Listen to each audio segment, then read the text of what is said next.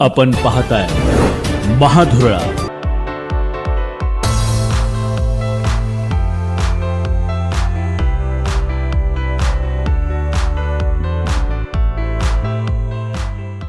नमस्कार, महाधुरळा यूट्यूब चॅनलमध्ये आपल्या सर्वांचं स्वागत. महाराष्ट्र राज्य नागरी पतसंस्था फेडरेशन मर्यादित आणि भागीरथी नागरी सहकारी पतसंस्था यांच्या संयुक्त विद्यमानं सहकारी पतसंस्थांचा महिला मेळावा आणि सहकार सम्राज्ञी सक्षम महिला सक्षम सहकारी पुरस्कार वितरण सोहळा अतिशय दिमाखात पार पडला.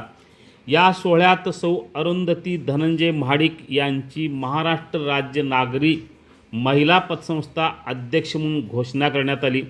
याबद्दल सौ अरुंधती महाडिक यांचे सर्वांनी अभिनंदन केले. महाराष्ट्र राज्य पतसंस्था फेडरेशनचे अध्यक्ष काकासाहेब कोयटे यांनी ही घोषणा केली आणि गेल्या अनेक वर्षापासून सहकार विशेषतः बचत गटाच्या चळवळीत काम करत असलेल्या अरुंधती महाडिक यांना सहकार क्षेत्रात राज्य पातळीवर नेतृत्व करण्याची संधी मिळाली.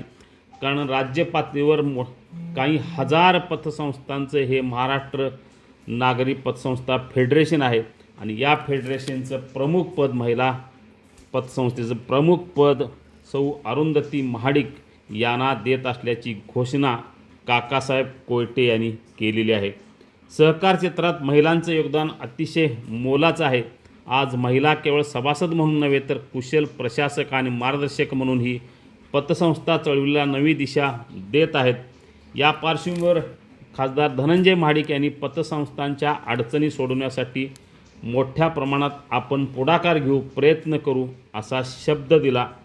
यावेळी जिल्हा परिषदेचे उपाध्यक्ष तानाजी पाटील, उपमहापौर अक्षय जरग, सभापती विशाल शिराळे, शांतीलाल शिंदे, शशिकांत राजोबा, राजश्रीताई पाटील, सुरेखा लवांडे, अंजली शहा, भारतीताई मुथा, अनिल पाटील, याशिवाय भारतीय जनता युवा मोर्चाचे प्रदेशाध्यक्ष कृष्णराज महाडिक, पृथ्वीराज महाडिक, अनिल पाटील यांच्यासह अनेक मान्यवर मोठ्या संख्येने उपस्थित होते.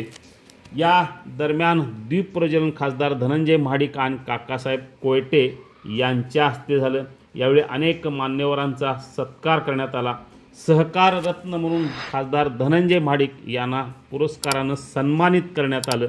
एकूणच कोल्हापूरच नव्हे तर पश्चिम महाराष्ट्रातील महिला मोठ्या संख्येने या सहकार परिषदेमध्ये सहभागी झालेल्या होत्या. या प्रसंगी अनेक सहकार तज्ज्ञांनी आपलं मत व्यक्त केलं. पालकमंत्री प्रकाश आंबेडकर यांच्या हस्ते सहकार सम्राज्ञी सक्षम महिला सक्षम सहकारी पुरस्काराचं वितरणही करण्यात आलं. यावेळी पालकमंत्र्यांनी पतसंस्थांना मोठ्या प्रमाणात सहकार्य करण्याचं आश्वासन दिलं.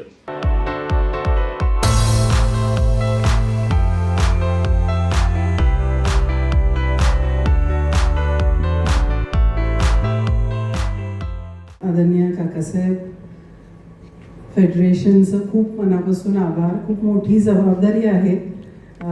सगळ्यांच्या मार्गदर्शनाखाली नक्कीच ती पार पाडायची आहे. कारण का पतसंस्था सुरू करून फक्त 3 वर्ष झाले, पण अनेक अडचणी आहेत.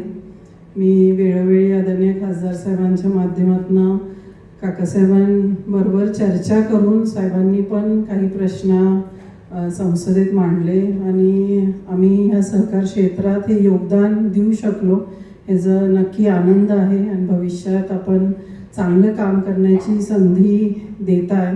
ह्याच्याबद्दल खूप मनापासून आभार. कारण का महिला क्षेत्रात काम करत असताना माझं नेहमी मत आहे, कारण का बचत गट हे खूप मोठं माध्यम आहे. महिलांचं खास करून बचत गट असतं. महिला सगळ्या ऑलराऊंडर असतात. खूप वेगवेगळ्या कार्यक्षेत्रात अगदी आघाडीने काम करतात. पण जिथं आर्थिक स्थैर्य असतं ना, तिथं थोडंसं कुठंतरी भीती असते. किंवा आजसुद्धा लाडक्या बहिणी आहेत, पण ते पैसे मला वाटतं तसेच बँकांमध्ये असतील. कितपत गुंतवणूक केली हे थोडंसं सांगणं अवघड आहे. पण तरीसुद्धा आज महिला चांगला निर्णय त्यांच्या आयुष्यासाठी घेतात. चांगलं नेतृत्व आज घडत आहे आणि भागीरथी महिला संस्था त्याला कुठेतरी हातभार लावते, त्याचा खरोखर सार्थ अभिमान आहे. आदरणीय खासदार धनंजय महाडिक साहेबांच्या मार्गदर्शनाखाली आम्ही हे करू शकलो आणि हे 16 वर्षाचा प्रवास तसा खूप संघर्षमय होता, कारण का महिलांना एकत्र करणं आजसुद्धा आपल्याला जे अपेक्षित होतं अजूनसुद्धा हळूहळू महिला येत आहेत, पण त्यांना एकत्रित करणं, काही सांगणं आणि त्यांच्याकडनं कळवून घेणं, आणि हे कदाचित मला वाटतं घरच्या जबाबदाऱ्या असल्यामुळं त्या तेवढं धाडसानी करत नाहीत. पण येणाऱ्या भविष्य काळात आपल्या सगळ्यांच्या सहकार्याने मला हे करायला नक्की आवडेल. हे आहे गोकुळचं श्रीखंड, अगदी जिभेवर रेंगाळणार. जिभेवरच नाही तर मनावरही रेंगाळणार. गोकुळ श्रीखंड, मनावर रेंगाळणार.